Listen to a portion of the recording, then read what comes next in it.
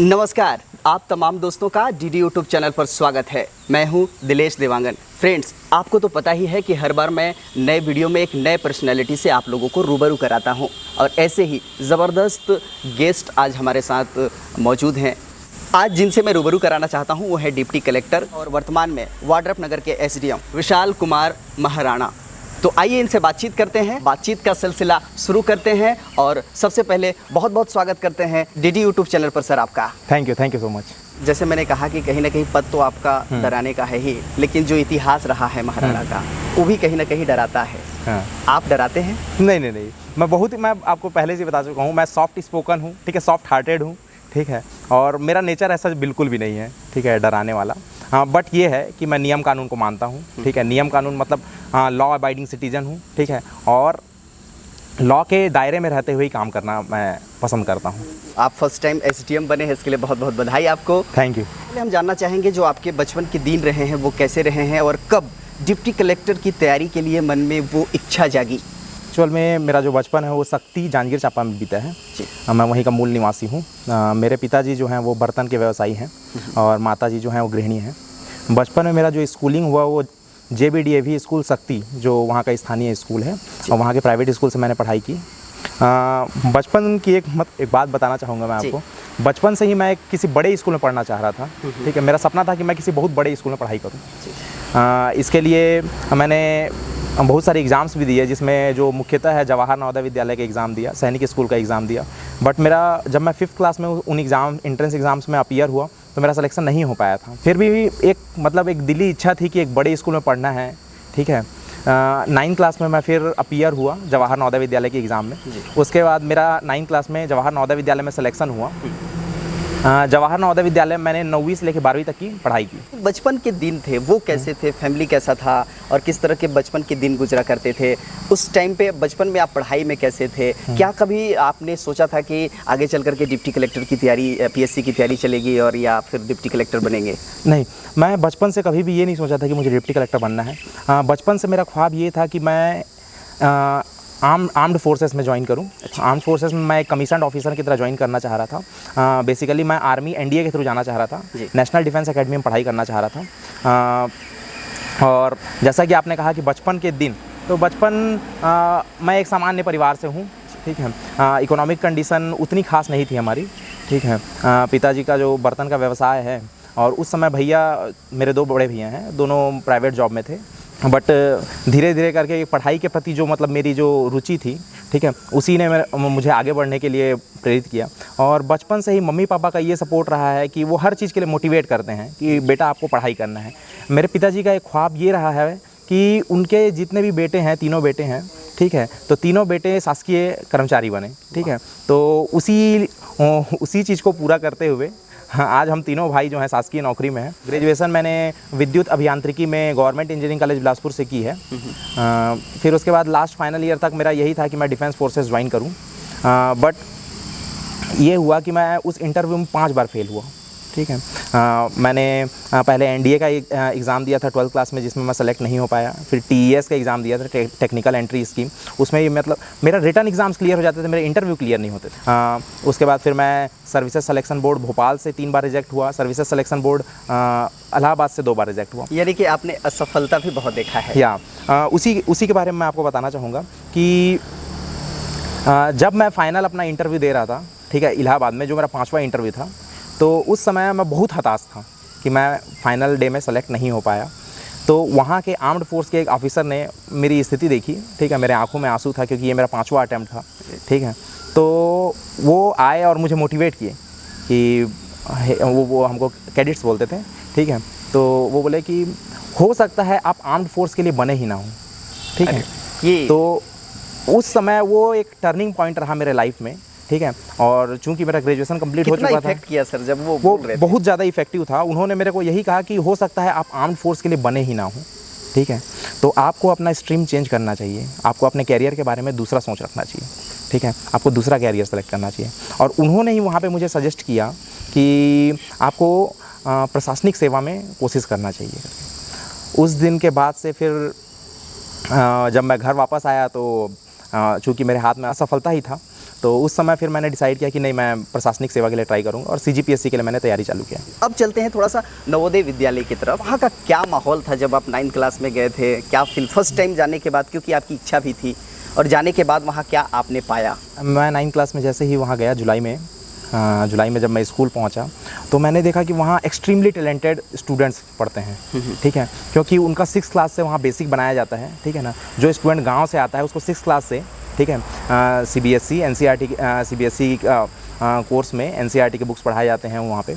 और वहाँ मैंने देखा कि वहाँ पे जो स्टूडेंट्स एंड टीचर्स जो हैं उनके बीच में जो इंटरेक्शन का लेवल है वो बहुत हाई लेवल का था, ठीक है, कि वहाँ पे जो टीचर्स होते हैं वो भी ऑल इंडिया से सेलेक्ट होके आते हैं, ठीक है। सो वो हम ये कह सकते हैं कि वो क्रीम होते हैं, और जो स्टूडेंट्स भी रहते हैं वो उस ज़िले के क्रीम होते हैं, ठीक है।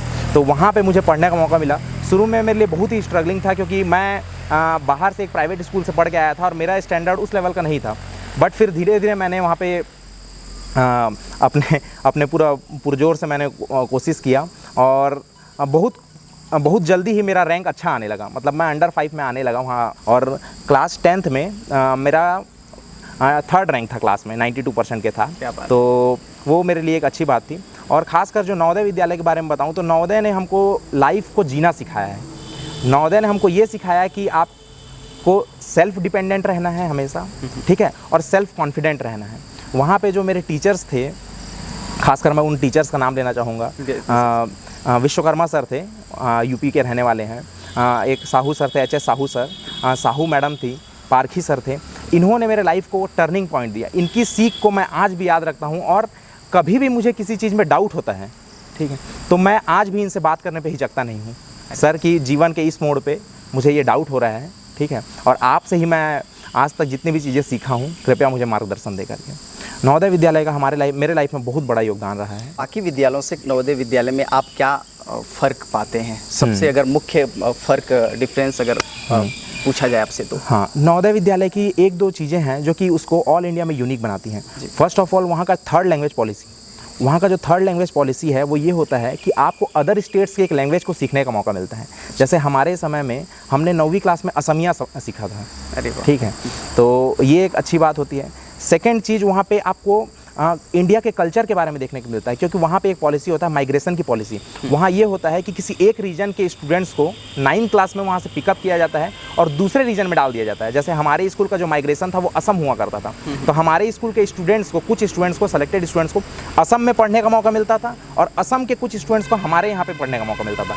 तो इसमें यह होता था कि एक इंटरमिंगलिंग ऑफ कल्चर, और जो एक दूसरे के लिए जो एक दूसरे के कल्चर के लिए जो रेस्पेक्ट है वो बढ़ता था। साथ ही नवोदय विद्यालय का जो एक बेस्ट चीज़ है मैं बता रहा हूँ, वहाँ का जो इंस्टीट्यूशनल और जो एकेडमिक जो सपोर्ट मिलता है, ठीक है, वो बहुत ही बेहतरीन है। इसलिए क्योंकि वहाँ पे हमको मेनली मार्क्स लाने के लिए प्रेरित नहीं किया जाता, हमको इसलिए प्रेरित किया जाता है कि आपके कॉन्सेप्ट क्लियर हों, ठीक है, जो चीज़ आप पढ़ रहे हैं, हाँ, उसमें आपके कॉन्सेप्ट क्लियर होने चाहिए। जैसे कि हम नॉर्मली स्कूल्स में देखते हैं कि बच्चों को क्या किया जाता है, बच्चों को आंसर्स लिखाए जाते हैं, ठीक है। नवोदय विद्यालय में ऐसा पॉलिसी नहीं है। अच्छा, हाँ, टीचर आएंगे, आपको क्लास में लेक्चर देके चले जाएंगे, आंसर आपको खुद लिखना है अपने से, ठीक है। तो ये एक बहुत ही यूनिक फीचर है नवोदय का। खासकर नवोदय जो है अभी ऑल इंडिया में हर डिस्ट्रिक्ट में एक है। जो मेन बात था जहाँ से शुरुआत होती है सिलसिला, वो इस डिप्टी कलेक्टर के पद तक आने का, जब आपके मन में पूरी तरह से आ गया कि अब मुझे CGPSC की तैयारी करनी है, उसके लिए आप कितना तैयार अपने आप को मान रहे थे? कितना संघर्ष था? प्री यहाँ से लेकर के प्री तक का जो तैयारी था वो कितने महीनों का था, कितने सालों का था? उसके लिए क्या आप किया करते थे? कितना टाइम देते थे? पढ़ने का तरीका क्या होता था? जो यूथ है आज इस फील्ड में आना चाहता है, उसके लिए क्या सूत्र बताएंगे आप? मैं अपने लाइफ में फेलियर से सीखा हूँ, ठीक है। मुझे बहुत फेलियर मिले रास्ते में। मैं CGPSC का एग्ज़ाम 3 बार अपीयर हुआ हूँ। फर्स्ट टाइम जब मैं अपीयर हुआ था तो उस समय मेरा प्रीलिम्स क्लियर नहीं हुआ था, ठीक है। तो मैंने उस समय उसको एक चैलेंज के रूप में लिया कि मुझे सेलेक्ट होना है, मुझे डिप्टी कलेक्टर बनना है, ठीक है। और मेरे बड़े भैया कमल कुमार कसेर, वो हमेशा मुझे ये मोटिवेट करते थे कि भाई तेरा एम बहुत हाई होना चाहिए, ठीक है। आपको लोअर पोस्ट के बारे में सोचना ही नहीं है, आपका जो एम होना चाहिए वो हाई होना चाहिए, ठीक है। आप आसमान पे मतलब अपना एम रखो, ठीक है। तो जब फर्स्ट अटेम्प्ट दिया तो प्रीलिम्स मेरा प्रीलिम्स भी क्लियर नहीं हुआ, बहुत ज़्यादा हताश था मैं, ठीक है, कि अभी मेरा प्रीलिम्स क्लियर नहीं हो रहा है तो मैं मेंस कैसे अपीयर करके लिखूंगा नेक्स्ट टाइम, ठीक है। और एक हताशा मिलती है जब आप कहीं फेल होते हैं, ठीक है, लेकिन उस हताशा को हमको नेगेटिव साइड लेके नहीं जाना चाहिए, उसको हम एक चैलेंज की तरह देखना चाहिए, ठीक है, कि this is the challenge for me, ठीक है, and I have to excel in this, ठीक है। नेक्स्ट टाइम फिर मैंने तैयारी किया, ठीक है, नेक्स्ट टाइम मेरा प्रीलिम्स हुआ, मेंस हुआ, बट इंटरव्यू के बाद मेरा जो रैंक था वो 377 रैंक था, ठीक है। उसमें मुझे कोई सा पोस्ट मिलना नहीं था, तो मुझे पता चल गया था कि इतने में मेरा कुछ नहीं होने वाला, ठीक है। ऑल्दो मैं एक बार पूरा प्रोसीजर से गुजर चुका था, ठीक है, कि प्रीलिम्स मेंस इंटरव्यू तीनों के एक प्रोसीजर से मैं गुजर चुका था, बट फिर मुझे एहसास हुआ कि नहीं, मैंने कुछ मिस्टेक किया है, तभी मेरा जो रैंक है वो 377 आया है, ठीक है। और इस बीच जब आप तैयारी करते रहेंगे तो 2-3 चीज़ें आपको फ्री में मिलती हैं। फर्स्ट ऑफ ऑल फ्रस्ट्रेशन, ठीक है, दूसरा फ्रस्ट्रेशन बहुत ज़्यादा आपको लगेगा, ठीक है, आप बीच बीच में आपको ऐसा लगेगा कि नहीं मैं छोड़ देता हूँ, ये शायद मेरे से ना हो पाएगा, ठीक है, ये ऐसे चीज़ें दिमाग में आती हैं। बट ये सब चीज़ों से ऊपर उठ के हमको सोचना है कि जब हमको जब सक्सेस मिलेगा, ठीक है, तो उस दिन क्या बात होगी। जो मेरा 2017 का जो अटैम्प्ट था उसमें मुझे इतना पता चल गया था कि मैंने क्या मिस्टेक किया है, ठीक है। और प्रिपरेशन के दौरान जो एक सबसे जो इम्पोर्टेंट चीज़ होता है वो ये भी होता है कि आप जहाँ पे गलती कर रहे हैं आपको अपना गलती पता लगना चाहिए, ठीक है। अगर आप अपनी गलतियों को नहीं पकड़ पा रहे हैं तो आप फिर से वही मिस्टेक दोहराएंगे। तो मुझे अपनी गलतियाँ पता चल चुकी थी, तो फिर मैंने पढ़ाई किया, ठीक है। इस बीच में फ्रस्ट्रेशन तो था, बट एक अच्छी बात ये होती थी कि मेरे दूसरे एग्ज़ाम्स क्लियर होते थे। मैंने कभी ये नहीं सोचा कि मुझे CGPSC दिलाना है तो मैं दूसरे अन्य एग्ज़ाम नहीं दिलाऊंगा। मैं अन्य एग्ज़ाम्स को इसलिए लेता था कि इसमें मेरी तैयारी हो जाएगी, ठीक है। अगर मैं किसी दूसरे एग्ज़ाम के बारे में ये पढ़ाई करता हूँ, ठीक है, जितने भी शासकीय सेवा के जो भी एग्ज़ाम्स निकलते हैं, व्यापम, PSC, जो अन्य परीक्षाएँ भी निकलती हैं, मैं सबको भरता था, ठीक है। और एक अच्छी बात ये थी कि मेरे एग्ज़ाम्स निकलना चालू हो गए थे। सबसे पहले मेरा नौकरी लगा था मंडल संयोजक के रूप में, ठीक है। तो मैंने डिसाइड किया कि नहीं, मंडल संयोजक मुझे नहीं बनना है। मैं सोचा था कि मैं ज्वाइन करूँगा, बट मंडल संयोजक is not the end, I have to go ahead, ठीक है। उसके बाद मैंने एक सेंट्रल गवर्नमेंट का एग्ज़ाम में अपीयर हुआ था, उसमें मेरा सिलेक्शन हुआ। सेंट्रल पुलिस ऑर्गेनाइजेशन में मेरा सिलेक्शन हुआ था, होम मिनिस्ट्री में, ठीक है। तो मैंने सोचा कि नहीं, चाहत भी थी आपकी। हाँ, ये मेरी चाहत थी, ये मैं यहाँ पे पॉइंट कलेक्ट करना चाह रहा था कि जो मेरा बचपन से जो मेरा चाहत था कि मुझे डिफेंस फोर्सेस ज्वाइन करना है, ठीक है। तो वहाँ पे वो ड्रीम मेरे को पूरा होता हुआ नज़र आया कि हाँ, अब मुझे एक सेंट्रल पुलिस ऑर्गेनाइजेशन में काम करने का मौका मिला है, ठीक है। और मैंने मंडल संयोजक ना ज्वाइन करके सेंट्रल पुलिस ऑर्गेनाइजेशन ज्वाइन किया, ठीक है। वहाँ पे मैंने पूरी पुलिस की ट्रेनिंग कंप्लीट की, ठीक है। जो मेरा बचपन का ड्रीम था वो, ठीक है ना, वो ट्रेनिंग के दौरान पूरा हुआ, ठीक है। तो ये मेरे लिए एक बहुत ही अच्छा अनुभव था। और सेंट्रल गवर्नमेंट में जॉब करते हुए तब तक आप PSC मैं अपीयर कर रहा था, मैं अपीयर कर रहा था, मैं हर प्रकार के एग्ज़ाम देता था, ठीक है। और मैं कुछ एस्पायरेंट्स लोगों को बताना भी चाह रहा हूँ कि कुछ एस्पायरेंट्स ये सोचते हैं कि हम CGPSC के अलावा कोई एग्ज़ाम देंगे नहीं, ठीक है। तो आई थिंक कि यहाँ थोड़ा सोच को बदलने की ज़रूरत है। जितने भी एग्ज़ाम्स आता है आप एग्ज़ाम दीजिए, आप एम हाई रखिए, ठीक है, लेकिन एग्ज़ाम्स में अपीयर होइए। इसका फ़ायदा ये होता है कि आपको एक नए पैटर्न से आप इंट्रोड्यूस हो जाते हैं। सेकेंडली आपका तैयारी जो है वो इन्हांस हो जाता है, आपको पता चल जाता है कि आपको कितना चीज़ पता है, कितना नहीं पता है, ठीक है। तो मेरा मानना यही था और मैं सारे एग्ज़ाम्स भी देता था, ठीक है। तो उसके बाद मैं सेंट्रल गवर्नमेंट में जॉब करने चला गया। उस बीच फिर मेरा PSC जो 2017 PSC का इंटरव्यू का कॉलिंग आया, ठीक है। मुझे ज़्यादा एक्सपेक्टेशन नहीं था, ठीक है, क्योंकि इससे पहले मैं अपीयर हो चुका था, ठीक है। और जिसमें 2016 PSC में जो मैं पहले ही बताया कि 377 रैंक था, मुझे ज़्यादा एक्सपेक्टेशन नहीं था। आई वॉज सेटिस्फाइड ऑल्सो कि मेरे पास एक सेंट्रल गवर्नमेंट का जॉब है ऑलरेडी, ठीक है, जिसको विच आई लव, ठीक है ना, क्योंकि मुझे बचपन से ही डिफेंस फोर्सेस में जाने का मन था। इंटरव्यू अपीयर होने आया, ठीक है। इंटरव्यू मेरा बहुत ही अच्छा गया, ठीक है। और 2017 इंटरव्यू, ठीक। इंटरव्यू जब मैं अपीयर हुआ, ठीक है, उस समय मैं जॉब कर रहा था। अच्छा, जॉब के साथ? हाँ, दिल्ली में जॉब कर रहा था मैं, ठीक है। और उस समय मुझे जब इंटरव्यू कॉलिंग आया तो एक खुशी तो होती ही है कि हमारा मेंस का एग्ज़ाम निकल गया है, ठीक है। और चूँकि मैं इससे पहले बहुत मेहनत कर चुका था, ठीक है, हर प्रकार का मैं फ्रस्ट्रेशन झेल के आगे बढ़ा था, ठीक है। तो कहीं ना कहीं एक खुशी थी। और जब मैं इंटरव्यू अपीयर हुआ, ठीक है, तो मैं एकदम रिलैक्स था, ठीक है। और ये आपका इंटरव्यू में एक बहुत बड़ा मतलब प्लस पॉइंट भी है कि आप जितना रिलैक्स होकर आप इंटरव्यू अपीयर करेंगे उतना ही अच्छे मार्क्स मिलते हैं, उतने ही कॉन्फिडेंट होकर आप जवाब देते हैं, ठीक है। तो उस समय 2017 PSC मुझे हाईएस्ट इंटरव्यू मार्क्स मिले 105, अरे 105 नंबर। क्या बात। ठीक है, सो ये मेरे लिए बहुत ज़्यादा मोटिवेटिंग था। ठीक है, उसके बाद रिज़ल्ट डेट था 22 जनवरी 2019। इंटरव्यू के एक्सपीरियंस बताइए ना सर, हाँ किस हाँ, तरह के सवाल। मैं पूरा डिटेल में बताता हूँ आपको। ठीक है, मैं तैयारी के बारे में थोड़ा सा बाद में आता हूँ। ठीक है, तो मैं आपको 22 जनवरी का बात बता रहा था। ठीक है, उस दिन मुझे लग तो रहा था कि मुझे कोई ना कोई पोस्ट मिल जाएगा। अच्छा, ठीक है, बट आप मैंने कॉन्फिडेंट थे? हाँ, कॉन्फिडेंट था कि मुझे कोई ना कोई पोस्ट मिल जाएगा। बट मैंने ये भी डिसाइड कर लिया था कि अगर मुझे डिप्टी कलेक्टर का पोस्ट नहीं मिलेगा तो मैं सेंट्रल गवर्नमेंट का जॉब नहीं छोड़ूंगा। ठीक है, और उस दिन रात को, ठीक है, एक जब रिजल्ट आता है ना तो एक अंदर से एक डर बना रहता है। ठीक है, और एक एक्साइटमेंट भी रहता है कि मेरा क्या होगा।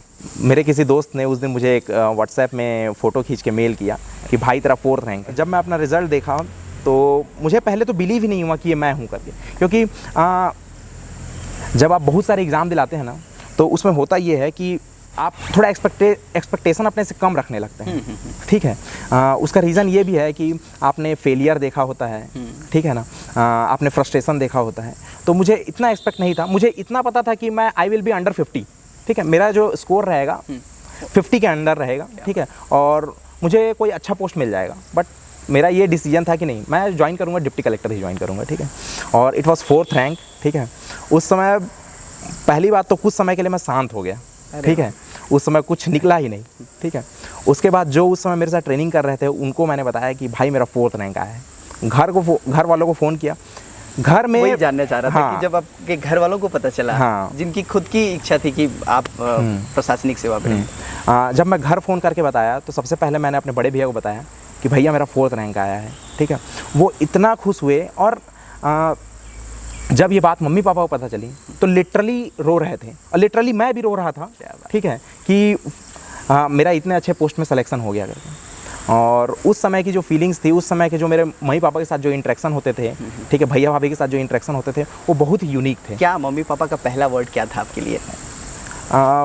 देखिए, मैं बता रहा हूँ, मेरी मम्मी मुझे ये बोलती थी कि बेटा तेरे जैसा बेटा पाके मैं धन्य हो गई। ठीक है, लेकिन थोड़ा सा मुझे ये ठीक नहीं लगता।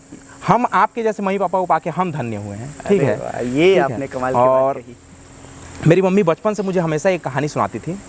ठीक है, वो कहानी मैं आपके साथ शेयर करना चाहूँगा, जो कि एस्पायरेंट्स लोग के लिए भी बहुत अच्छा होगा। मेरी मम्मी हमेशा कहती थी कि बचपन में जब हाथी छोटा रहता है, ठीक है, तो उसको एक छोटे से सिकली से बांध दिया जाता है। ठीक है, वो लाख प्रयास करता है लेकिन वो अपने आप को छुड़ा नहीं पाता। सही। ठीक है, और वो हार जाता है। ठीक है, और जब वो बड़ा हो जाता है तब भी उसको उस छोटे से सिकली से ही बांधा जाता है, छोटे से खूंटी से ही बांधा जाता है। ठीक है, लेकिन अब वो कोशिश करना बंद कर देता है।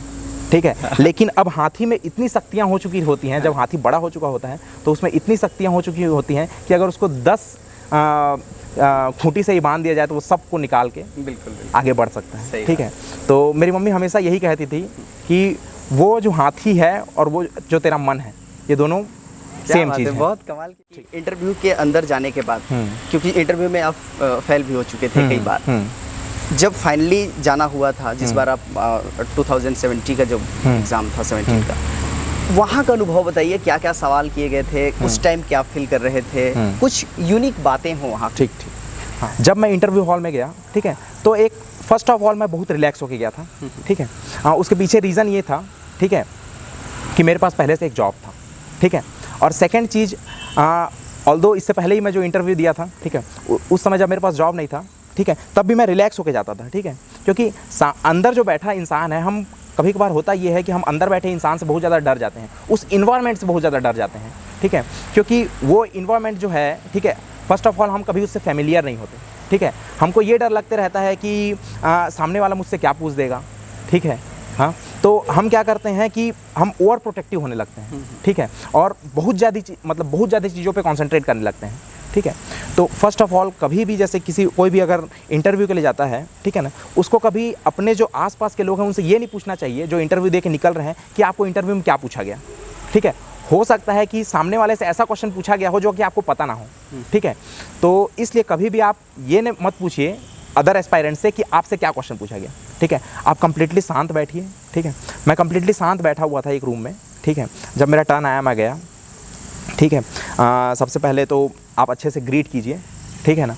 और हमेशा जो एक सबसे इम्पॉर्टेंट चीज़ है कि आपका इंटरव्यूअर से आई कांटेक्ट सही होना चाहिए, और there should always be a smile on your face. एक स्माइल आपके फेस में होना चाहिए, ठीक है, जो कि आपके कॉन्फिडेंस को दर्शाता है, ठीक है।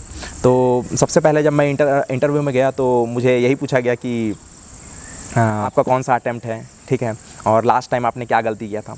फिर उसके बाद उन्होंने देखा कि मैं सेंट्रल गवर्नमेंट जॉब में हूँ, ठीक है, तो मुझे सेंट्रल गवर्नमेंट के कुछ उस जॉब के बारे में डिटेल्स पूछा गया, मैंने उसका जवाब दिया।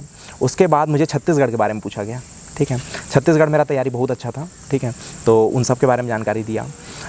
उसके बाद जैसे जैसे इंटरव्यू प्रोग्रेस हो रहा था, मेरे को करंट अफेयर्स के बारे में पूछा गया था, ठीक है, जो कुछ क्वेश्चन मैं याद कर पा रहा हूँ, ठीक है, उसमें ये था कि उस समय हमारे जम्मू कश्मीर में बहुत ज़्यादा प्रॉब्लम चल रहा था, ठीक है, तो उस समय मुझे यही पूछा गया था कि अभी इंडिया के, ठीक है, नॉर्थ वेस्ट पोर्शन में कौन सा प्रॉब्लम चल रहा है, ठीक है। फिर मैंने नॉर्थ वेस्ट का डिटेल बताया। फिर उन्होंने मुझे पूछा कि आप सेंट्रल गवर्नमेंट जॉब में हैं, ठीक है, और आपका जो जॉब है पुलिसिंग का है, ठीक है, तो उन्होंने मुझे नॉर्थ ईस्ट के कुछ क्वेश्चन भी पूछे, ठीक है, मैंने उसका जवाब दिया, ठीक है। लास्ट में जो सबसे जो अच्छा एक्सपीरियंस था, ठीक है, इंटरव्यूअर का मेरे लिए था, कमेंट था कि आप हिंदी और इंग्लिश में बहुत वेल वर्स्ड हैं, ठीक है, लेकिन अब हम आपसे कुछ छत्तीसगढ़ी में सुनना चाहते हैं, ठीक है। और मेरे लिए क्वेश्चन था कि आप एसडीएम हैं, ठीक है, एक जगह के आप एसडीएम हैं, आपके ऑफिस को लोगों ने घेर लिया है, ठीक है, और आपको लोगों को समझाइश देना है और घर भेजना है, ठीक है, छत्तीसगढ़ी में। और आपका जो कंडीशन है वो ये है कि आपको भाषण छत्तीसगढ़ी में देना है। क्या बात है, ठीक है। तो मैंने वहाँ पे छत्तीसगढ़ी में 2 मिनट भाषण दिया, ठीक है सर प्लीज़ कुछ। हाँ, तो मैंने अपना जवाब उसी से चालू किया था कि जय जोहार संगवारी मन, आप मन के जोन भी समस्या है, ठीक है, मैं विशेष रूप से ध्यान दूँ, मोर स्तर ले हुई तो मैं सॉल्व करूँ, और अगर मोर ले ज़्यादा स्तर के तो मैं शासन करा दरखास्त करूँ कि तुमन की समस्या जल्दी हल हो जाए, ठीक है। मैं तुम लोग पूरा विश्वास दिलाता हूँ, ठीक है, कि तुम्हारी समस्या ला मैं हल करे की पूरा कोशिश करूँ। ये कुछ शब्द थे, ठीक है, ऐसा मैंने वहाँ भाषण दिया था।